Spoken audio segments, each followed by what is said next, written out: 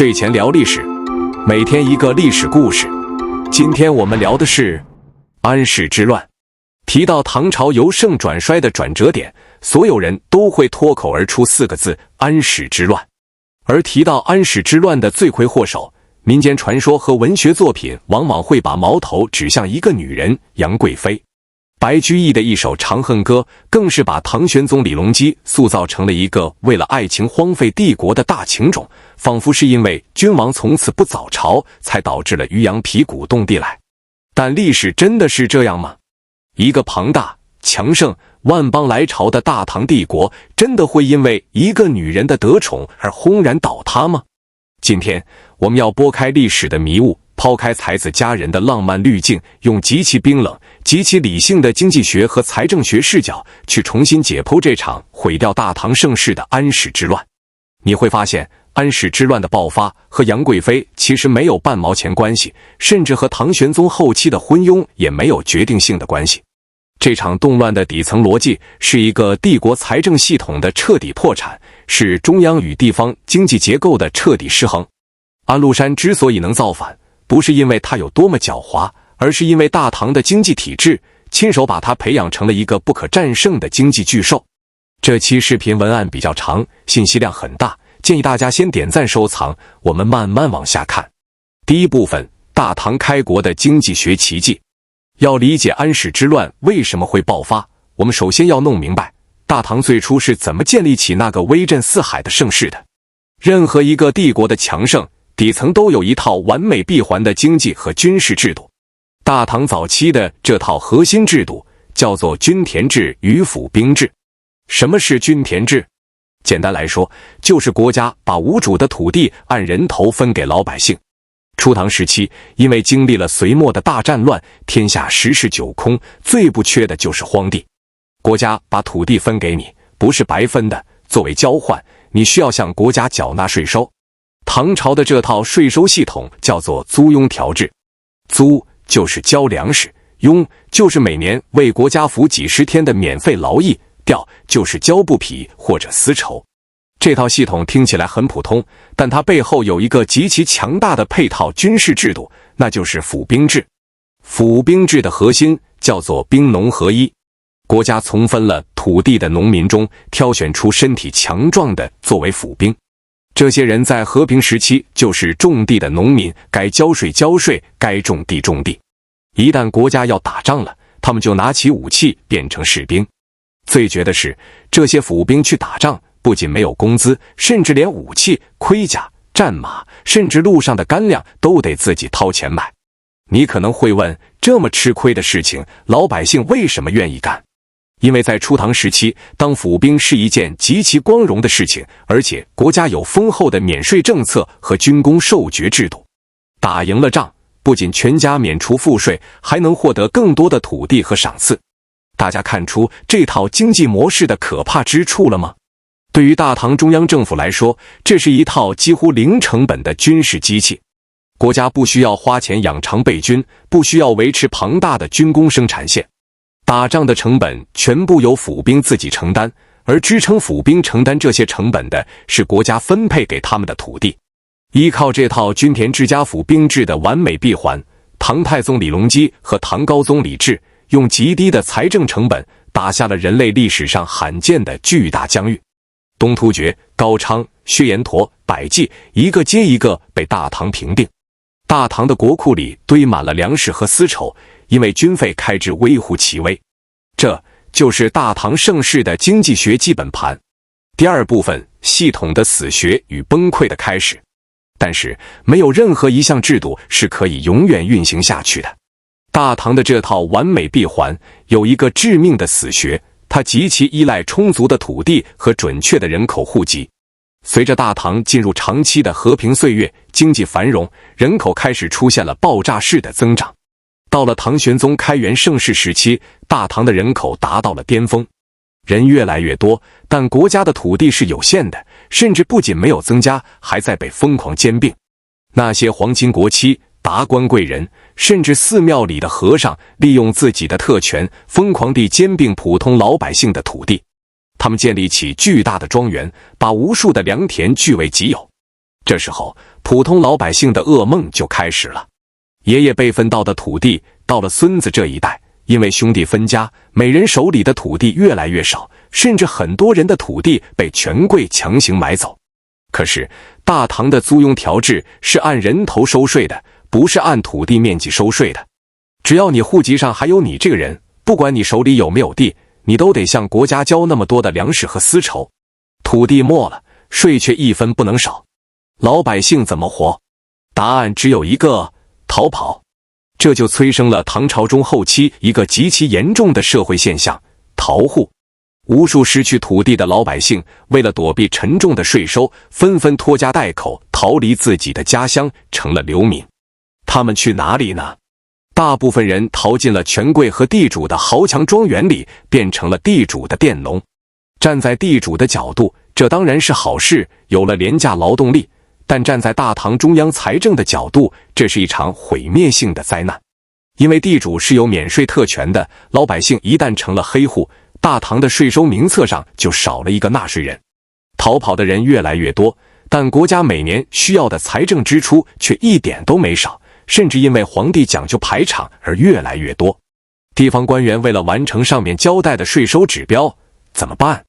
只能把逃跑的人的税收平摊到那些还没有逃跑的、老老实实留在原地的老百姓头上。这就形成了一个可怕的恶性循环，税收越重，逃跑的人越多，逃跑的人越多，剩下的人税收就越重，最后连剩下的人也扛不住，只能跟着逃跑。到了唐玄宗天宝年间，大唐的户籍系统实际上已经名存实亡，租庸条制的税收基础彻底崩塌。大唐的中央财政开始面临前所未有的危机，但这还仅仅是经济层面的崩溃，更致命的是伴随而来的军事破产。第三部分，军事外包与雇佣兵的崛起。前面我们说过，大唐的无敌军队是建立在府兵制上的。府兵之所以愿意自带干粮去打仗，是因为国家给了他们土地。现在土地没了，老百姓连饭都吃不饱，谁还有钱自己买马、买盔甲去边疆打仗？更严重的是，随着大唐疆域的不断扩张，大唐的敌人也变了。初唐时期，大唐面对的大多是游牧民族，打的是运动战，冬天出兵，春天就打完回家种地了，不耽误农事。但到了唐玄宗时期，大唐面对的是吐蕃、契丹这些极其强悍且有持久作战能力的强敌。战争从短期的歼灭战变成了长期的边境消耗战。府兵到了边疆，往往一待就是好几年，家里的地彻底荒废了，老婆孩子饿死，自己甚至还要倒贴钱。于是老百姓开始疯狂逃避兵役，哪怕自残手脚，也不愿意去当府兵。府兵制在唐玄宗时期彻底宣告破产。唐朝的中央卫军曾经名震天下的12位变成了空架子，甚至连给皇帝站岗的人都凑不齐。没有了军队，边疆谁来守？大唐政府被迫做出了一项改变中国历史走向的重大改革，废除府兵制，全面实行募兵制。什么叫募兵制？就是国家出钱招募职业军人当兵。这些人不种地，专门打仗，国家给他们发工资、发粮食、发武器。从军事角度看，募兵制让大唐拥有了战斗力极强的职业常备军。但从经济学角度看，这是一场财政上的灾难。大家算一笔账，以前打仗国家一分钱不花，现在养几十万职业军队，每个人都要发工资，这笔军费开支是天文数字。可是大家别忘了我们上一部分讲的内容，这个时候的大唐因为土地兼并和逃户问题，中央政府的税收正在急剧锐减。一边是断崖式下跌的财政收入，另一边是火箭般蹿升的巨额军费。大唐的中央财政根本养不起边疆那几十万张嗷嗷待哺的嘴。如果中央不给钱，边疆的几十万军队就会哗变，外敌就会长驱直入。唐玄宗和他的内阁大臣们焦头烂额，在这个历史的十字路口，他们想出了一个饮鸩止渴的绝招：财政与军事的全面外包。第四部分，节度使的诞生与经济怪兽的成型。既然中央没钱给边疆发军费，那就让边疆自己去搞钱吧。为了让边境将领能够高效地筹集军费，唐玄宗开始设立一个全新的官职——节度使。一开始，节度使只是一个单纯的军事指挥官，但因为中央给不了钱，朝廷渐渐地把边疆各州的行政权和财政权全部打包交给了节度使。朝廷的潜台词是，只要你能挡住吐蕃和契丹，你所在的那些州的税收不用上交中央了，你自己留着养兵吧。不仅如此，节度使还可以自己开荒种地，也就是屯田，甚至可以自己铸造铜钱，自己去控制盐铁交易。这是一个极其可怕的权力让渡。大唐中央政府为了甩掉财政包袱，亲手把财权、人权、军权全部下放。节度使不再是大唐的将领，而变成了拥有独立财政系统和常备军的封建军阀。在这群军阀中，把这套系统玩到极致、吸血吸到最狠的就是安禄山。安禄山身兼平卢、范阳、河东三镇节度使。我们来看看他手里捏着怎样的经济学底牌。首先是范阳，也就是今天的北京及河北一带。在唐代，这里是极其富庶的农业区，人口众多，粮食产量极高，安禄山拥有充足的后勤保障。其次，这一带是汉族与游牧民族的交汇处，安禄山敏锐地抓住了边境贸易的暴利。他不仅控制了户市，还垄断了战马的交易。战马在古代就是坦克，安禄山拥有全大唐最精良的骑兵部队。更可怕的是，安禄山利用朝廷赋予的财政特权，疯狂地敛财。史书上记载，他养了大量的商队，在各个胡人部落之间倒买倒卖，积累了富可敌国的财富。他用这些巨额的财富干什么呢？发军饷，而且是发超高额的军饷。在安禄山手下当兵，待遇极好。安禄山用真金白银和丰厚的赏赐，把这10几万边防军硬生生地喂成了自己的私家军。这些士兵只知道发工资的是安禄山，根本不知道长安城里还有一个叫李隆基的皇帝。对于士兵来说，安禄山不仅是长官，更是他们的衣食父母，是给他们发钞票的老板。除了金钱收买，安禄山还大量提拔寒门将领和胡人将领。这些人在传统的官僚体制内永无出头之日，是安禄山给了他们荣华富贵。利益的深度捆绑，让安禄山的军事集团变成了一个密不透风的利益共同体。这个时候的安禄山手握大唐1/3的兵力，也就是15万最精锐的百战老兵。更重要的是，他拥有一个完全自给自足、极其强悍的区域经济财政系统。第5部分，外重内轻与长安的空壳化。那么，面对安禄山这个正在急速膨胀的经济军事怪兽，大唐的中央政府在干什么呢？长安城的景象可以用4个字来形容：外重内轻。边疆的节度使富得流油，兵强马壮，而中央政府却穷得叮当响，弱不禁风。唐玄宗晚年其实并非对边疆的危机毫无察觉，但他没有办法，因为中央政府真的没钱了。为了搞钱，唐玄宗重用了一批所谓的理财大臣，比如宇文融，比如杨国忠。杨国忠为什么能上位？不仅是因为杨贵妃的裙带关系，更重要的是杨国忠是一个搜刮民脂民膏的狠角色。面对已经崩溃的租庸条制，杨国忠变着法地向老百姓收苛捐杂税，甚至连民间家里种的果树都要收税。这种疯狂的搜刮不仅没有挽救中央财政，反而彻底失去了民心，让中原地区的老百姓对大唐中央政府充满了怨恨。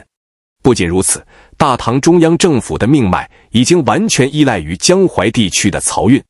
长安一带的粮食早就不能自给自足，全靠大运河从南方把粮食运到洛阳和长安。只要这条运河一断，长安城就会不战自溃。再看看中央的军队，长安城里的禁军此时已经变成了一个笑话。因为当兵成了一件苦差事，真正的穷苦老百姓都不愿意当兵，那禁军里都是些什么人呢？都是长安城里的市井无赖，甚至是富家子弟。富家子弟花钱买个禁军的编制，不是为了去打仗，而是为了享受禁军的免税特权和政治地位。他们平时穿着华丽的军服在街上溜达，有的连马都骑不上去，甚至一听到弓弦响都能吓得掉下马。这不仅是军事上的荒唐，更是经济崩溃带来的必然结果。当财政无法支撑真正的职业军队时，中央军队必然走向腐败和一仗化。这就是天宝14载，也就是公元755年安史之乱爆发前夜的真实图景。在黄河以北，安禄山拥有一个独立的经济循环圈，库房里堆满了丝绸和粮食，手握15万吃饱喝足、装备精良、对他死心塌地的边地猛将。在长安城里，中央财政千疮百孔，全靠南方的漕运续命，老百姓在杨国忠的搜刮下苦不堪言。保卫京城的军队是一群连刀都拿不稳的少爷兵。双方的实力对比，不仅是在军事上，更是在经济基本面上，已经出现了不可逆转的巨大鸿沟。第6部分：大爆发与必然的毁灭。公元755年11月，安禄山在范阳起兵，打出的旗号是清君侧，讨伐杨国忠。这只是一块遮羞布，真正的驱动力是安禄山那个庞大的军事经济复合体已经发展到了不扩张就会自我憋死的阶段。他的将士们渴望更多的财富，渴望中原的土地，渴望长安城里的金银珠宝。造反成了这个利益集团的必然选择。战争的进程毫无悬念，安禄山的铁骑南下，如入无人之境。大唐的中央军队在这些职业杀手面前，就像纸糊的一样，一触即溃。洛阳陷落，潼关陷落，长安陷落。唐玄宗仓皇逃往四川，在马嵬坡，愤怒的士兵杀死了杨国忠，逼死了杨贵妃。杨贵妃死了，大唐的士兵们觉得解气了。但杨贵妃的死能改变大唐财政破产的事实吗？能解决募兵制带来的军费黑洞吗？根本不能。安史之乱虽然最终被平定了，但这并不是因为大唐中央政府有多么强大，而是因为安史叛军内部发生了内讧，安禄山被自己的儿子杀死。大唐政府为了平叛，不得不向其他的节度使妥协，不得不向回纥借兵。平叛的代价是大唐彻底向地方军阀低了头。安史之乱后，大唐不仅没有收回权力，反而把节度使制度推向了全国。为了维持苟延残喘的统治，唐朝后期不得不进行税制改革，推出了两税法，正式承认了土地兼并的合法性，以此来换取一点微薄的财政收入。从此，大唐盛世一去不复返，陷入了长达150多年的藩镇割据时代，直到最终走向灭亡。总结：纵观整个安史之乱的爆发逻辑，我们可以清晰地看到，大唐的陨落本质上是一场财政系统的总崩溃。均田制的瓦解摧毁了帝国的税收基础，府兵制的破产迫使帝国转向高成本的募兵制。为了解决军费问题，中央政府将财政与军事特权外包，催生了节度使这种独立的地方经济体。最终，边缘的经济体凭借压倒性的军事和财力优势，对空心化的中央政府发起了致命一击。在这场宏大的经济学雪崩面前，唐玄宗的晚年懈怠只是加速了危机的到来，而杨贵妃不过是这个男权政治体系中被推出来掩盖帝国制度缺陷的一个绝美的替罪羊罢了。历史从来都不只是王侯将相的爱恨情仇，在那些被歌颂的盛世背后，往往隐藏着最冷酷的经济学账本。看懂了这个账本，你才能看懂真正的历史兴衰。感谢观看本期时光 Glimmers。如果你也想拾起这段历史的碎片，请在评论区告诉我。我是每天一个历史故事，我们下期见。